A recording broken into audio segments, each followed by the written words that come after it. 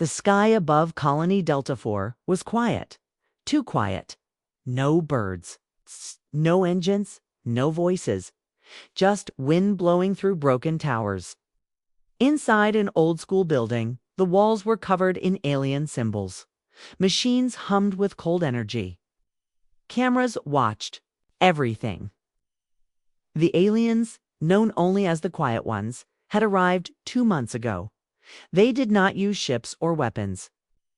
They simply arrived, and everyone on the colony changed.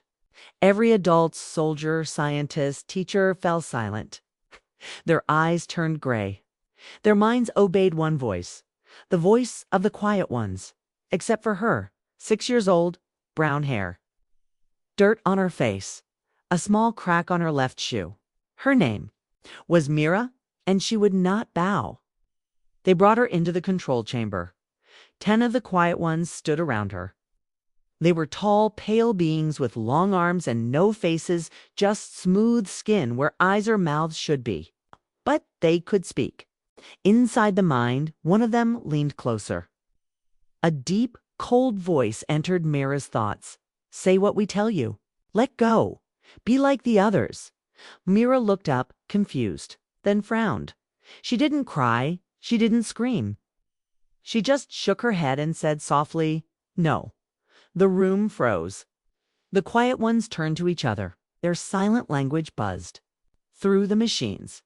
This had never happened before. Humans were weak, easy, always afraid. But this small human refused. Another voice entered her mind. Sharper now, louder. It echoed with power. You are nothing. Say what we command. Mira clenched her fists. Her lip trembled. Then she whispered again, "No." In the monitoring room above, the lead archivist watched. He had studied thousands of species, seen empires fall, civilizations break. Humans were no different to her. So he thought. Until now, the monitors showed Mira's brain activity. It was wrong. It didn't match any human before. No fear. No submission. Just resistance.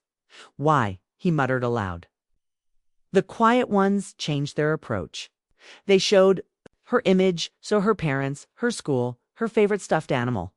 Then they showed them burning. Say the word and you will have them back. Mira stared at the images, her eyes filled with tears. Her body shook. But she wiped her face and whispered again, "You're lying." Deep in her memory, something lit up. Before the invasion, her mother had whispered something in the dark when bombs shook their house. If anyone tells you to do something that feels wrong, say no. Even if you're scared, even if you're alone. Mira didn't fully understand it then, but she remembered. That one sentence became her shield. The aliens turned angry. The lights flickered. The machines screamed. One Quiet One stepped forward and raised a long, glowing finger. It touched Mira's forehead. Suddenly, she was inside a vision, a black ocean, a giant eye staring at her. Whispers crawled into her ears. You are ours. But Mira did not scream. She stood in the vision, breathing hard, and shouted with all her tiny strength. No. The room exploded with static. The alien's finger recoiled. It stumbled back. Sparks flew. The control machine cracked. One of the screens shattered. Mira blinked. The Quiet Ones stood frozen. Then, one by one, they stepped back. They could not enter her mind again. The lead archivist turned to the others. His voice trembled. She is resisting a full neural command. Impossible, another whispered. She's just a child. But the data was clear. This child was immune. They locked Mira in a clear cell, fed her, watched her. But nothing worked. No bribes, no threats, no mind control. And then something worse happened. Other children started saying no too. The resistance was spreading not through weapons or armies, but through the smallest ones. 1 week later, the Quiet Ones began to leave colony. Delta 2-4, silent, angry, defeated. They had taken hundreds of worlds, but they could not break a 6-year-old human girl. Closing line for YouTube suspense, Mira stood at the window of her cell, watching the sky return to blue. She didn't smile, she didn't speak. But deep inside, a spark had lit something that could never be taken again. On a quiet, dying moon far from Earth, a strange signal is found. It is human, very old. The date on this signal says it was sent 1,000 years ago. But Earth's scientists are confused because humans only left the solar system 300 years ago. The message is just one sentence. I'm still waiting. The signal came from Moon Eris 9, a dead rock near the edge of the Andari system. No one lived there. No colony, no station, no record. But the signal, it was clear, and it was human. When the science vessel Argo Explorer landed, the crew found something impossible. An old shelter, a human-built bunker. And inside, frozen, in a stasis chamber, a man alive. His name was Commander Elias Thorne. He was wearing an Earth Federation badge. But the symbol was ancient, forgotten for hundreds of years. When they woke him, his first words were, "Did she make it?" The crew stared at him. Confused? "Who?" the captain asked. Elias blinked. His voice cracked. "The girl I sent home, the one I loved." Back on the ship, Elias explained everything. It had been part of a secret Earth mission a long time ago, before humanity had faster-than-light travel. They were testing a deep sleep pod, trying to send one person across systems and wake them 500 years later. But the test went wrong. His ship was hit by a rogue asteroid. His pilot, Lena, was injured, dying. So Elias put her in the only working escape pod and aimed her at Earth. He stayed behind. He activated the signal beacon, and then he waited. For 1,000 years. The scientists were shocked. This man had slept through wars, peace treaties, alien contacts, even Earth's fall and rise again.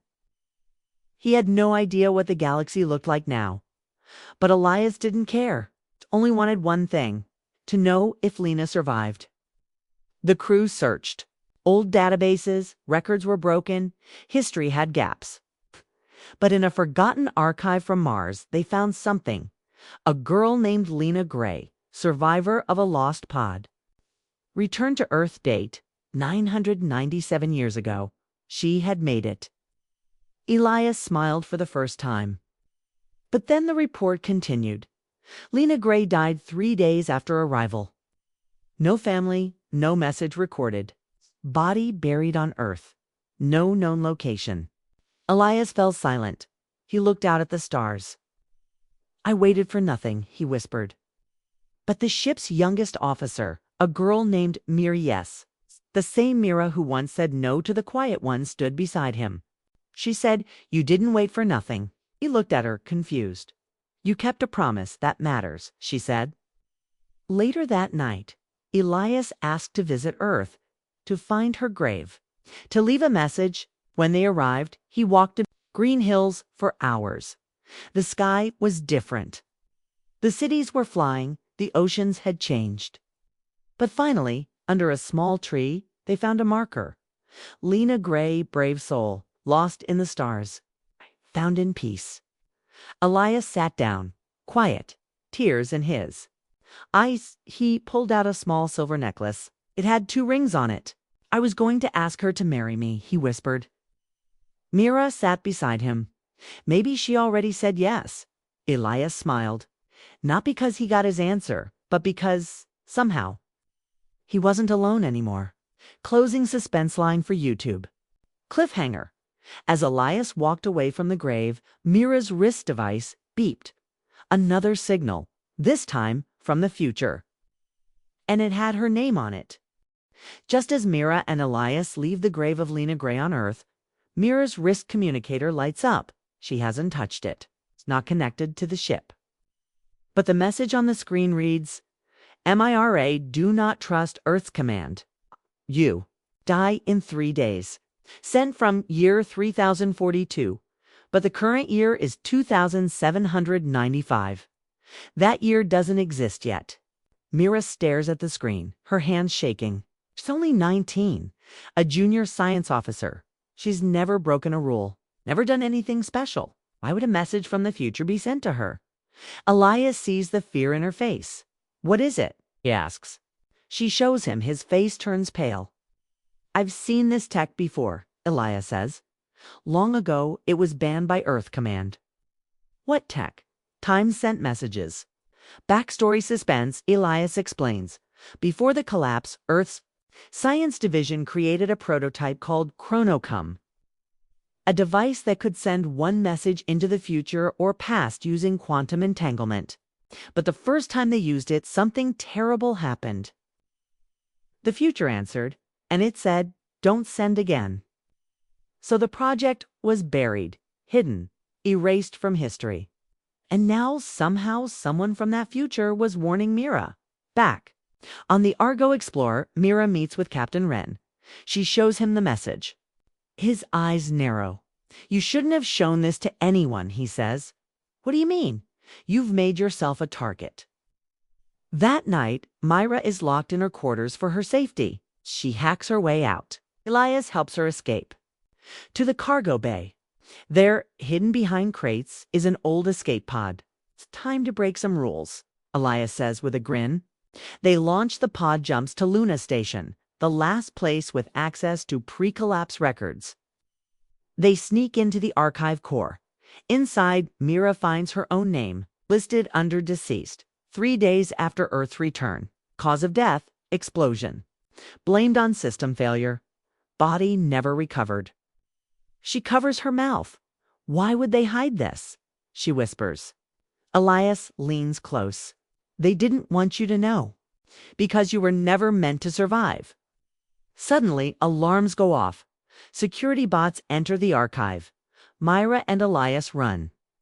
They jump back into the pod, but it's already hacked. A voice plays through the speaker. A cold, calm voice. You. We're warned, Mira. You will not survive. The timeline depends on it. Mira's heart races. They want me dead. To protect something, but what? Elias asks. Then Mira remembers something. Her parents were scientists. Killed in a shuttle crash when she was 4. She never asked why. She never wondered what they were working on. Until now. Mira contacts an old AI assistant from her family's records. It unlocks a file labeled Human Evolution Project, Myra_sequence_01. Inside are notes, scans, gene edits, code, and a sentence that chills her. Child born with resistance to all forms of mind control. Essential for breaking the Quiet One's grip. Mira's voice cracks. I wasn't just a survivor, I was made. Closing suspense. Suddenly, another message arrives. This one is audio only. A voice hers, but older, wiser. You must live, Mira. Everything depends on it. Trust Elias. He's not who you think he is. Elias looks at her, frozen. Myra steps back, eyes wide. Who are you really? She whispers. Elias lowers his head. I was supposed to kill you 1,000 years ago. Cliffhanger for YouTube. Mira stares at him in horror as the pod shuts down. A countdown appears on the screen. 3 hours, 0 minutes, and 0 seconds until timeline correction. She's running out of time. And the only person who can help her might be the one sent to end her. The escape pod trembled in the darkness of space. Mira's heart raced as she stared at Elias. He had just confessed, I was supposed to kill you 1,000 years ago. But how? He looked so human, so gentle. Elias lifted his hands. Listen to me, he pleaded. I never wanted to hurt. You? Myra felt cold all over. Then why did you wait with me? Why help me escape? Elias sighed. Because I changed. The pod's warning systems beeped. 2 hours, 45 minutes, and 0 seconds timeline correction time was running out. Reveal, Elias explained through a shaking voice. 1,000 years ago, Earth's command had chosen him for a mission. Terminate Project Mira, they called it. They were afraid of a child who could resist mind control, afraid she could destroy all future systems of obedience. So they gave him false memories, hid him in stasis, set him to wake up if Project Mira ever survived. And now he had woken up, but instead of killing her, he had saved her. Myra felt dizzy. Her whole world spun. "So you've been lying to me," she said. Elias nodded, tears in his eyes. "But the moment I saw you, I couldn't do it. You reminded me of hope. Of why I waited for Lena." Mira shook her head. "I can't trust you." "I know," Elias whispered. "But you must survive, even if you hate me." Suddenly, the pod jerked. An energy beam slammed against their shields. Enemy interceptors were closing in. Action suspense. The quiet ones had returned. They tracked Mira, somehow drawn to her genetic code. They could not control her, but they could destroy her. Red lights flashed. Missiles incoming. Elias grabbed the controls. "Hang on." He dodged between the attacks, the pod rattling like a tin can. Mira clutched the seat, still shaking from the truth. They made it to a hidden jump point near Jupiter. A blinking wormhole, unstable, dangerous, but the only way out. Elias shouted, "We'll jump to Luna Outpost. I have friends there." Myra didn't answer. Her mind was on the countdown. 2 hours, 0 minutes, and 0 seconds left. They dove through the wormhole. Light bent around them, colors twisted. Mira felt like her body was pulled apart and put back together 1,000 times. When the pod slammed out of the jump, she was gasping. Luna Outpost floated ahead, a battered, half-dead station on the far side of the moon. Luna Outpost secrets. Elias docked the pod roughly. They climbed into the station's cold, abandoned halls. Flickering lights, old posters of Earth's heroes, long-dead plants in glass tubes. Mira checked her wrist device. 1 hour, 30 minutes, and 0 seconds, timeline correction. Suddenly, a figure stepped out of the shadows. A woman in a sleek silver suit, holding a plasma weapon. She looked at Mira with wide eyes. "You survived," she breathed. "Who are you?" Mira demanded. The woman smiled. "I'm from your future. I sent the warning." Future Mira. Myra's head spun. "You're me." The woman nodded. "I'm you. 30 years from now, and I've fought them every day since." Young Myra felt faint. "Why warn me?" Older Mira stepped forward, voice fierce, "Because this is the moment, right here. You either die now and the quiet ones win, or you live and everything changes." Elias looked shocked. "You survived." Older Mira nodded. "And I saved you too," she told him softly, "because you were worth saving." Preparing to fight back, Older Mira showed them a hidden chamber. Inside were weapons, maps, codes, a plan to destroy the quiet ones at their source. "They think they own the future," she said. "But humans don't bow forever." Young Myra felt courage rising again. "I'm ready," she said. Older Myra handed her a small data crystal. "Then take this. It holds the key to shutting them down." But then alarms screamed again. A Quiet One mothership appeared on their scanners. Massive, dark, unstoppable. Older Mira turned grim. "They know where you are, and they won't leave without you." Cliffhanger, suspense.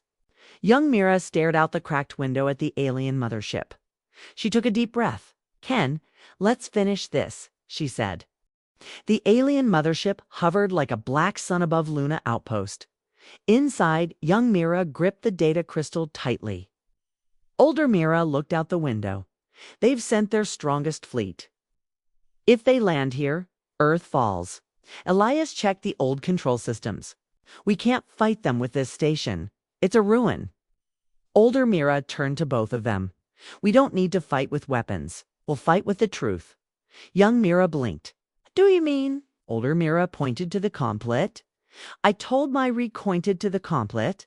If you're using like a scanner, if you're using like a scanner app, and it's a scanner, A2C2, like P, like, like, look at this, and we all know, like, look at this, and we all know. I've been exploring LS. We know we can't want to win, unqueat, with Sunquill. I do where I see. I make you, why, we make it, acquittive Conway to see wid, Conway we see with. Crystal, it holds a message. On the quiet ones tried to erase forever. The crystal's secret. They activated the crystal on the main console. A hologram appeared. It showed a vision of Earth-free, united, full of light. Then it showed the quiet ones arriving, not as conquerors, but as saviors. That was the lie they sold. That humanity was broken. That peace could only come through control. But the truth hidden in the crystal told a different story. The quiet ones didn't come to save Earth. They came to silence the only species that could resist them. The plan. Older Mira turned to Elias. We need to send this message to every satellite still in orbit. Let Earth see the truth. Elias hesitated. The mothership will block the signal. They'll jam us the moment we try. Mira stepped forward, then we send it before they can jam us. Older Mira nodded, and while they focus on jamming us, we sneak aboard. Elias's eyes widened. You want to board that ship? Older Mira looked deadly calm. That's where their core is, the control center. We destroy its every slave mind on Earth wakes up. Countdown begins. They split up. Elias stayed in the control room to transmit the message.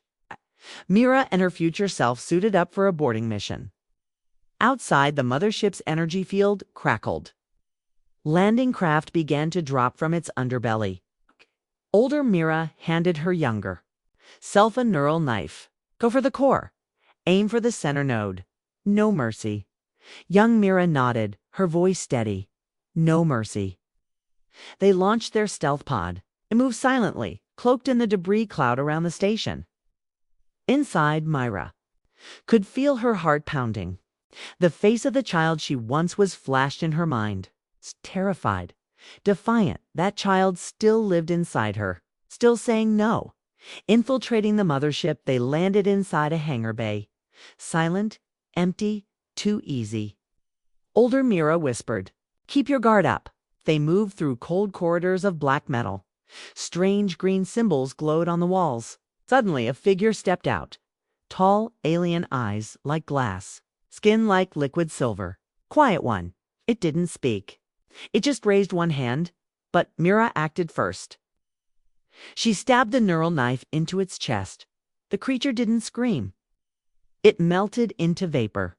Older Mira looked at her in surprise. "You've done that before?" Mira shook her head.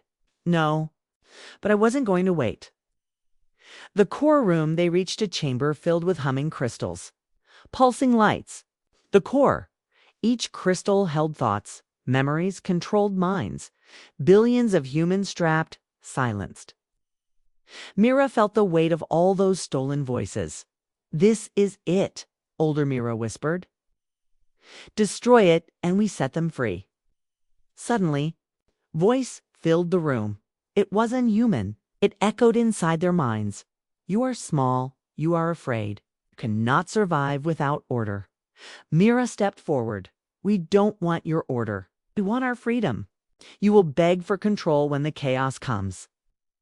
Mira held the neural knife over the central crystal. She looked at Older Mira. Older Mira gave one final nod. Now, the strike Mira slammed the knife into the crystal. The entire core pulsed red. Lights shattered. A massive shockwave hit the room. The crystals cracked and a sound like 1,000 screams filled the air, then silence. For a moment, nothing. Then the voices returned. Real voices. Human voices. All across Earth, people were waking up. Breaking free from the quiet one's mental chains. One by one, all over the world, Elias watched from the Luna control room, tears in his eyes. It's working. But the price back on the mothership, alarms blared. The ship began to fall apart. Older Mira shoved her younger self toward the escape pod. Go, get out of here. What about you? Mira cried, I'll hold the exit path, go. Mira didn't want to leave. But she knew. This version of her had already lived her future. Mira ran. The pod blasted away just as the mothership exploded in a silent, beautiful fireball above the moon. Cliffhanger, back on Earth, humans looked up. The sky was changing.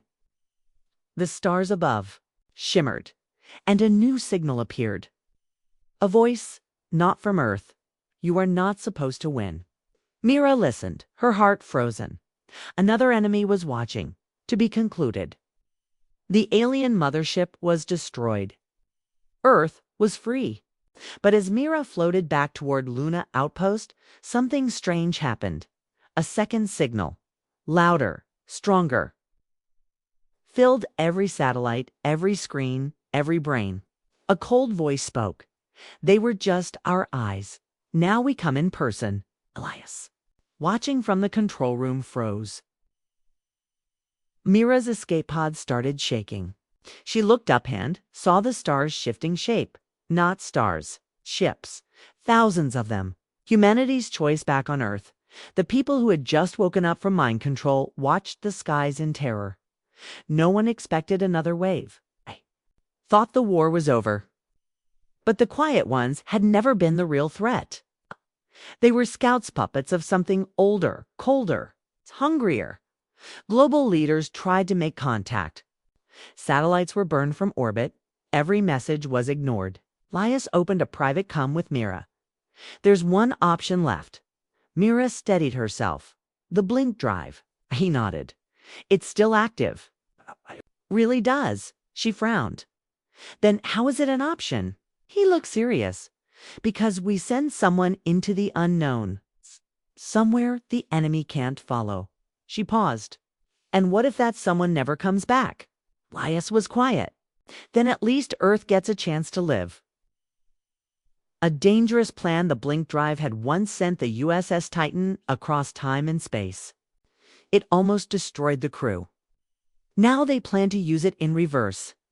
Mira would carry the enemy signal into the void, pull the invaders into another dimension. Cut them off, trap them. But there was a catch. She would go alone, and she might never return. Preparing for the leap, Mira walked through the dark hallway of Luna Outpost. Screens around her showed news feeds from Earth. Families reunited, cities cheering. But skies filled with dread. Every telescope now pointed at the stars. Every scientist knew Earth had days left. As she reached the launch bay, Elias handed her the core crystal from the mothership, the one she'd stabbed. Still alive, he said. They're using it to track us. She took it, okay? And I'm going to take it where they can never find us. Final jump inside the ship. Mira powered up the blink drive. The ship vibrated. Lights flickered. Time bent around her. She looked out the window. Dozens of alien dreadnoughts moved toward Earth. The world held its breath. Liza's voice came through her headset. This might be goodbye. Mira smiled slightly. Or the beginning of something better. She launched. The ship screamed through space. Reality twisted. The stars stretched like liquid. Behind her, the invader fleets suddenly stopped. They began to follow, drawn by the signal she carried. One by one, the ships turned and pursued her into the rift. In the void for a moment, there was silence. Blackness, cold. No time. No gravity, just her, the enemy, and something waiting. She looked at the corrupted crystal. It pulsed, then shattered. And the alien ships started to break apart like paper touched by fire. One by one, they vanished, and she floated in the dark. Then, a voice. Not hostile, not human, something else. You're not supposed to be here, but you don't belong to them either. Mira blinked. Who are you? We are the first ones. You were meant to fall. But you refused. You did something no other race has ever done. You said no. A gift the darkness around her turned into light. A star appeared. Then another.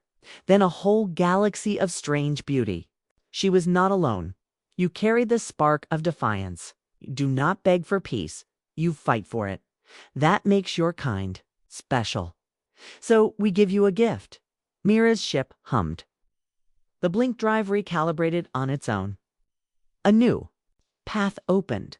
One that had never existed before. Earth, but changed. Peaceful. Advanced. Alive returned back on Earth. Elias had given up hope. It had been hours since Mira jumped. Then light exploded in the night sky. Ship descended. Myra stepped out, unharmed, alive, changed. She held up a crystal, but it glowed blue, now pure and whole. This, she said, is their answer. Elias stared in awe. What does it mean? Mira smiled. It means we're not alone. It means humanity just made its first friend in the stars. Final message. Myra sent one last broadcast to all of Earth. We thought we were weak, small, alone, but we're not. We are the species that said no. The universe heard us.